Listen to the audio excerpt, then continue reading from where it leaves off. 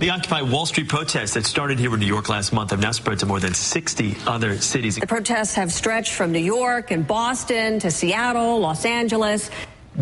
60, New York, Boston, yeah. They're like the Hard Rock Cafe of leftist movements. Well, what started as Occupy Wall Street has seemingly turned into an occupation of Earth. Today in Boston, protesters descended on a planned speech by the Fed chairman, Ben Bernanke. And from coast to coast and around the world, the message is very clear. End the economic injustice. But is it possible that the only ones who truly care about the message are the protesters themselves and the media? Our specialist today is Thom Hartmann, a best-selling author who has written extensively about the unholy alliance between big business and our government, and more importantly, perhaps, on how we can go about separating the two. Tom's new book is titled The Thom Hartmann Reader, and it's a pleasure to welcome you to our set. You've had me on your radio programs a number of times, and it's nice to have you here, Tom. It's great to be here. So let's just cut right to the chase. You have a law that you say would make the amendment that we're working on unnecessary that dates back to the 1820s. Well, yeah, the amendment that you're talking about is the consequence of this idea that corporations are people and speech is money. And there was a time in this country when we didn't believe that. And this is a law that was passed in Wisconsin. And virtually every state had it. I mean, this just happens to be just how it was. And they were all pretty much identical. No, and by corporation, they meant corporations and unions. No corporation doing business in this state shall pay or contribute or offer, consent, or agree to pay or contribute, directly or indirectly, any money, property, free service of its officers or employees or thing of value to any political party, organization, committee, or individual for any political purpose whatsoever or for the purpose of influencing legislation of any kind or to promote or defeat the candidacy of any person for nomination, appointment, or election to any political office. And that's 1820. Penalty, 1820s. Penalty was 5 years in prison. But weren't they all rich white men at that point, where people didn't, women didn't vote? I mean, when you say, so what did they need the money for? Sorry, she's got a point. Yeah, okay, listen, Tom, they did have women were property. Let's be honest, women were property, and there were slaves. Well, not in all states. And a lot of these sorts of things. Not in all states. But it's an interesting situation though, where we had very strict principles about money and politics, and we were like, and you can buy slaves and women as you see fit. And then we're like, hang on, maybe slaves and women are people, but maybe you should be able to buy the government. It was almost like we traded one sense of fairness. Like, well, if we're going to be fair to them, then we're going to have to put the government up for sale. I mean, it's the only obvious conclusion is to make the government for sale now. How did it go away?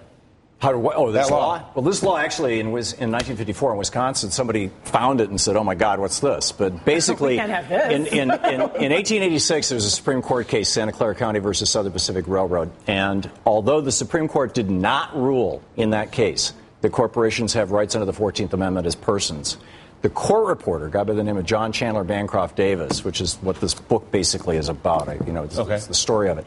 The court reporter was the former president of a railroad. He and Stephen Field, one of the chief justices, or one of the justices on the court, were in the bag with Jay Gould and a couple of the other guys. In the bag, in the sense? Yeah. In fact, Field, who was one of the Supreme Court justices, we found these papers in the National Archive in D.C.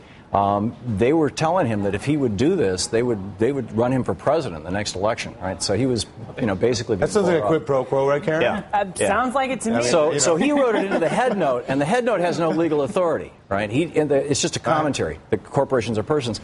But then about a decade later, the Supreme Court ruled quoting the head note, and that head note has been quoted well over 30 times. How much did Obama and the progressives hurt themselves by harping on Citizens United and making it appear to be a lefty-righty issue? It's not. When really it's a 99.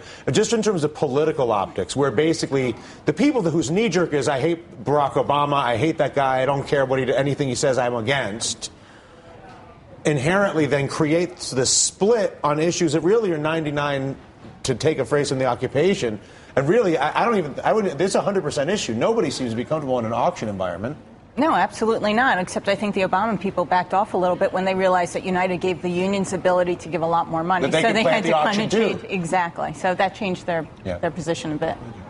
Well, I'm going to take a slightly different tack on this because I think it's really important. The media criticism that I think we've been seeing of Occupy Wall Street says to me that a lot of mass culture doesn't really understand the way movements have changed and the way technology-enabled movements have changed in the same way that what we saw in 2008 in terms of grassroots organizing for a presidential, now what we're seeing around a movement. And one of the things that was incredibly moving on Sunday, I had the honor to be at the MLK ceremony. Every single speaker made the tie-in from the work of Dr. Martin Luther King fighting for social and economic justice to what the Occupy Wall Street and the 99%. And Obama, to his credit, reminded everyone that there was a time when people didn't see MLK as this unifying figure. He was a communist. He was a socialist. He was a rabble-rouser. He was this threat to the country. Mm-hmm. So I hope at some point, history will view what folks are trying to accomplish here with that lens, because I don't think they're going away. Yeah. And I think what they're trying to say regarding these issues is really important. The interesting thing is there's obviously a desire to try to jam the occupation into some sort of leftist paradigm because there's a whole economy based on making money through lefty-rightyism. There's a whole economy based on distributing power through lefty-rightyism.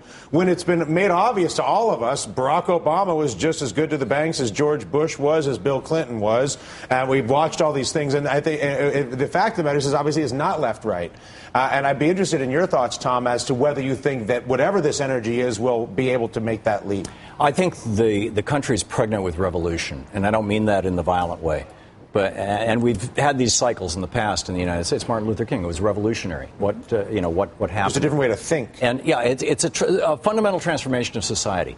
And President Obama in 2008 ran on the phrase fundamentally transforming America, fundamentally changing America.